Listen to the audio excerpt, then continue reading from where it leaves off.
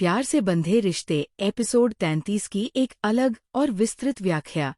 Episode 33 में कहानी धीरे धीरे लेकिन गहराई से आगे बढ़ती है, मानो हर पात्र अपने भीतर किसी छिपे हुए सवाल से जूझ रहा हो। इस एपिसोड का मूड बहुत सधा हुआ और भावनात्मक है। यहाँ कोई चिल्लाहट नहीं, कोई अतिशयोक्ति नहीं, बल्कि रिश्तों के अंदर पल रही खामोश तकलीफें हैं जो बिना बोले सब कुछ कह देती है। कहानी की शुरुआत होती है एक शांत सुबह से। अरमान, अविनाश मिश्रा, अपने ऑफिस जाने की तैयारी कर रहा है, लेकिन उसके चेहरे पर बेचैनी साफ दिखती है। वो शीशे में खुद को देखता है, जैसे अपने भीतर झांक रहा हो। वो आदमी जो सबके सामने मजबूत दिखता है, दरअसल अंदर से टूटा हुआ है। उसके मन में अब भी प्रिया, श्रद्धा की बातें गूंज रही है।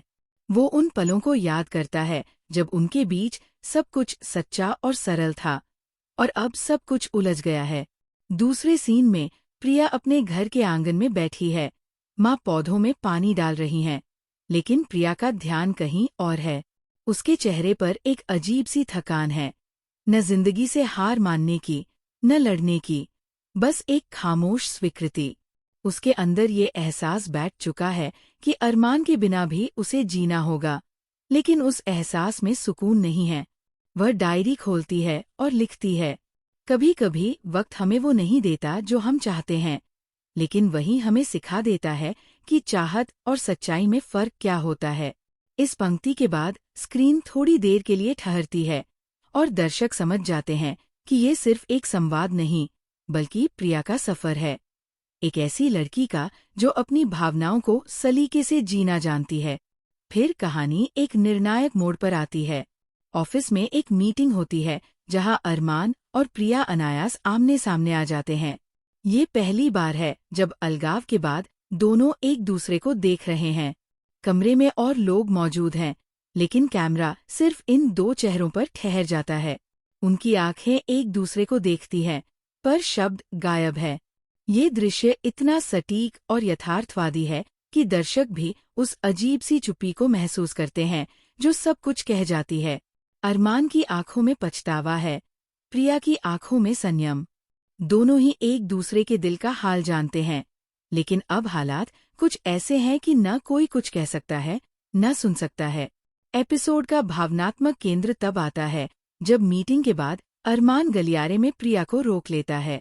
वह कुछ कहने की कोशिश करता है, लेकिन शब्द नहीं निकलते। सिर्फ इतना कह पाता है, तुम ठीक हो? प्रिया हल्की मुस्कान देती है और कहती है, अब ठीक होना सीख लिया है। उसका ये जवाब एक वाक्य नहीं, बल्कि एक पूरा अध्याय है जो उसकी मजबूरी, समझ और आत्मसम्मान तीनों को बखूबी दर्शाता है।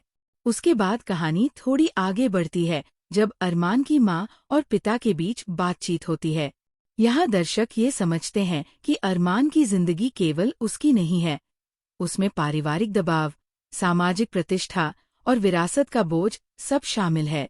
पिता चाहते हैं कि अरमान अपनी शादी की बात जल्द तय करे, जबकि माँ जानती है कि उसके दिल में कोई और है। ये सीन बहुत संवेदनशील है, जहाँ माँ की नजरें कहती हैं कि वो बेटे की मजबूरी समझती हैं, लेकिन कुछ कर नहीं सकती। एपिसोड के अंत में रात का दृश्य है। बारिश हो रही है। अरमान अपने कमरे में बैठा है, खिड़की के बाहर देखता हुआ।